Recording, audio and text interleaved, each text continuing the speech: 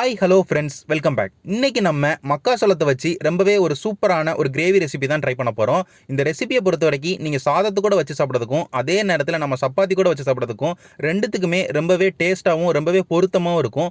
கண்டிப்பாக full video பார்த்து try பண்ணி பாருங்கள். ஃபஸ்ட்டு இந்த மக்காசோள கிரேவி செய்கிறதுக்கு மக்காசோளத்தை நம்ம வேக வைக்கணும். வேக வைக்கிறதுக்காண்டி கடாயில் தண்ணி ஊற்றி தண்ணி கொதிக்க ஆரம்பிச்சக்கப்புறமா உப்பு ஒரு அரை டீஸ்பூன் சேர்த்துருக்கேன். அது கூடவே மஞ்சள் தூள் ஒரு 1/4 டீஸ்பூன் சேர்த்து ரெண்டுத்தையும் நல்லா மிக்ஸ் பண்ணி முடிச்சக்கப்புறமா நம்ம 2 மக்காசோளத்தை சேர்த்துருக்கோம். 2 மக்காசோளம்னா கிட்டத்தட்ட ஒரு 400 கிராம் மக்காசோளம் இருக்கும். அதை நம்ம தண்ணியில் போட்டு ஒரு 6 நிமிஷத்துலேருந்து ஒரு 7 நிமிஷத்துக்கு நல்லா வேக வைக்க போகிறோம். மக்காசோளம் ஓரளவுக்கு ஹை ஃப்ளேமில் வச்சு ஒரு 6 நிமிஷத்துலேருந்து ஒரு 7 நிமிஷம் வேக வைக்கும் போது மக்காசோளம் ஒரு 70% ஒரு 80% நல்லா வெந்துடும். நம்ம மீதி 20% கிரேவி செய்யும் போது நம்ம வேக வச்சா போதும். இப்போ ஒரு 80% மட்டும் வேக வைங்க. அதனால் ஸ்டவ்வை ஹை ஃப்ளேமில் வச்சுட்டு ஒரு 6 நிமிஷத்துலேருந்து ஒரு 7 நிமிஷம் வேக வைங்க. வெந்து முடிச்சக்கப்புறமா அதை அப்படியே ஒரு பவுலுக்கு மாற்றி வச்சுக்கோங்க. இதை கடைசியாக நம்ம கிரேவியில் சேர்த்துக்கலாம். இப்போ நம்ம கிரேவி செய்ய ஆரம்பிச்சிடலாம். அதுக்கு ஒரு கடாய் எடுத்து வச்சுட்டு ஸ்டவ் ஆன் பண்ணிட்டு எண்ணெய் ஊற்றிக்கிட்டேன். எண்ணெய் கடலெண்ணெய் ஒரு 3 டேபிள் ஸ்பூன் ஊற்றிக்கிட்டேன். கடலெண்ணெய் ஊற்றினக்கப்புறமா நம்ம நெய் 2 டேபிள் ஸ்பூன் சேர்த்துக்கிறோம். நெய் சேர்த்து நெய்யும் கடலெண்ணையும் சூடாக ஆரம்பிச்சக்கப்புறமா சீரகம் ஒரு அரை டீஸ்பூன் சேர்த்துக்கோங்க. பெருங்காய பொடி ஒரு 1/4 டீஸ்பூனுக்கும் கம்மியாக சேர்த்துட்டு இது ரெண்டுத்தையும் ஸ்டவ்வை லோ ஃப்ளேமில் வச்சுட்டு ஒரு 20 செகண்ட்லேருந்து ஒரு 30 செகண்டுக்கு நல்லா வதக்கி விட்டுக்கோங்க. எண்ணெயில் வதக்கி முடிச்சக்கப்புறமா நம்ம பச்சை மிளகா ரொம்ப சின்ன சின்ன துண்டுகளாக வெட்டின பச்சை மிளகா 2 பச்சை மிளகா சேர்த்துருக்கோம். அதுக்கப்புறமா நம்ம இஞ்சி 1 டீஸ்பூன் இருக்கிற இஞ்சி ரொம்ப சின்ன சின்ன துண்டுகளாக வெட்டி சேர்த்துருக்கோம். பூண்டும் 1 டீஸ்பூன் இருக்கிற பூண்டு ரொம்ப சின்ன சின்ன துண்டுகளாக வெட்டி சேர்த்துருக்கோம். இது மூணுத்தையுமே சேர்த்து நல்லா எண்ணெயில் வதக்கி விடுங்க. ஒரு 30 செகண்ட்லேருந்து ஒரு 50 செகண்ட் இல்லை ஒரு நிமிஷத்துக்கே நீங்கள் நல்லா வதக்கி விடுங்க.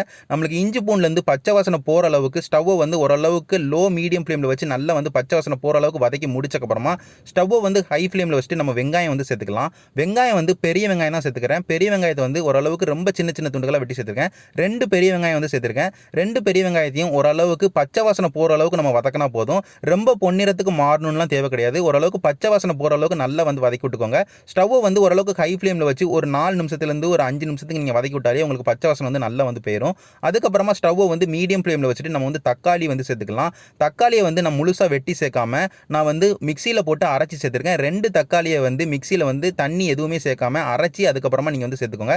தக்காளி பச்சை வாசனை போகிற அளவுக்கு நம்ம நல்லா வதக்கி விடணும். அதனால் ஸ்டவ்வை ஓரளவுக்கு மீடியம் ஃப்ளேமில் வச்சு ஒரு 2 நிமிஷத்துலேருந்து ஒரு 3 நிமிஷத்துக்கு நீங்கள் நல்லா வதக்கி விட்டாலே போதும். தக்காளி நல்லா பச்சை வாசனை போய் நம்மளுக்கு நல்ல வாசனை வர ஆரம்பிச்சிடும். அதுக்கப்புறமா ஸ்டவ்வை லோ ஃப்ளேமில் வச்சுட்டு நம்ம மசாலா எல்லாமே சேர்த்துக்கிறோம். மசாலா என்னெல்லாம் சேர்க்கறன்னு பார்த்துக்கிட்டிங்கன்னா காஷ்மீரி மிளகாய் வத்தல் பொடி 1 டீஸ்பூன் சேர்த்துருக்கேன். மல்லித்தூள் 1 டீஸ்பூன் சேர்த்துருக்கேன். கரம் மசாலா 3/4 டீஸ்பூன் சேர்த்துருக்கேன்.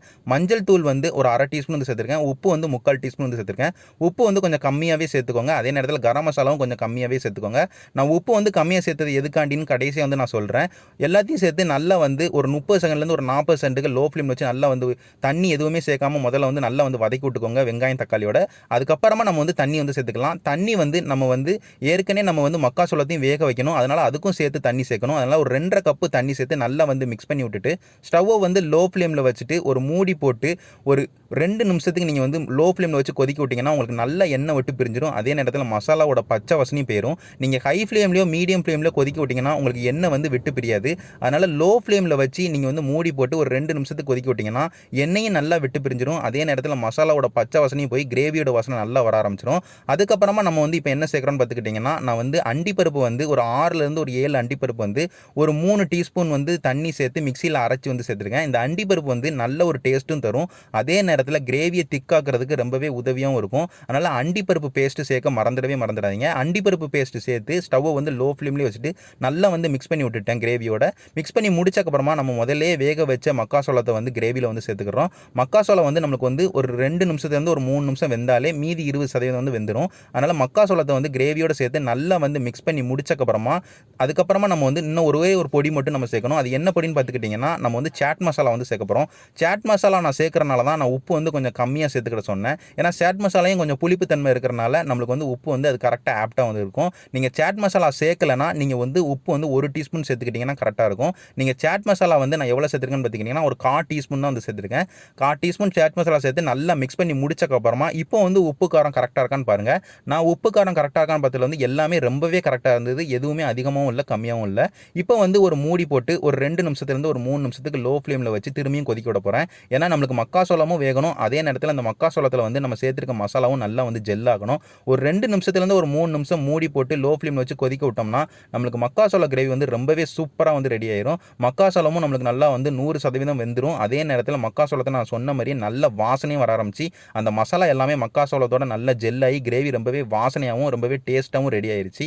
இப்போ நம்ம வந்து கடைசியாக வந்து கொஞ்சோண்டு கொத்தமல்லியில் தூவி விட்டுட்டு நம்ம ஸ்டவ் ஆஃப் பண்ணிட்டோம்னா நம்மளுக்கு கம்ப்ளீட்டாக அந்த கிரேவி வந்து சூப்பராக வந்து ரெடி ஆயிரும். அதனால கொஞ்சோண்டு கொத்தமல்லியில் வந்து நல்லா வந்து தூவி விட்டுட்டு ஸ்டவ்வை வந்து ஆஃப் பண்ணிக்கிட போகிறேன்.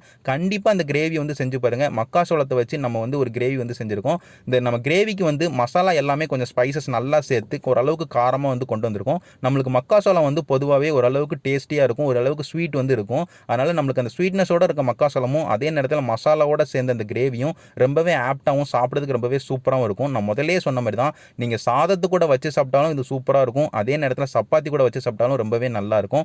கண்டிப்பாக இந்த வீடியோ வந்து பார்த்துட்டு நீங்கள் ட்ரை பண்ணி பாருங்கள். வீட்டில் உள்ள எல்லாருக்குமே செஞ்சு கொடுங்க.